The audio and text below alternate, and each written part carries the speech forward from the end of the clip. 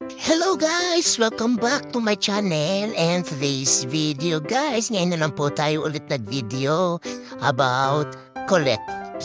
Dahil sobrang niyang Colette. Ewan ko ba bakit Colette ang pangalan na to? Siyempre, shoutout tayo sa talagang may-ari ng dog na ito na si Miss Lynn. So, Miss Lynn, ayan na po ang iyong dog. So, today's video guys ay sinasuklay po natin ang kanyang balahibo. Ayan, kasi katatapos niya lang pong maligo at hindi ko na po pinakita dyan, naka-blower po yan ng medyo mainit-init lang naman po, sobrang mainit.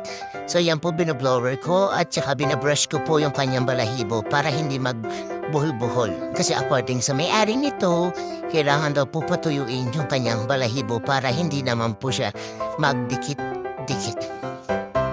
So guys, kung mapapansin nyo, ngayon na lang po ako nag-video about kay Colette kasi na-busy po ako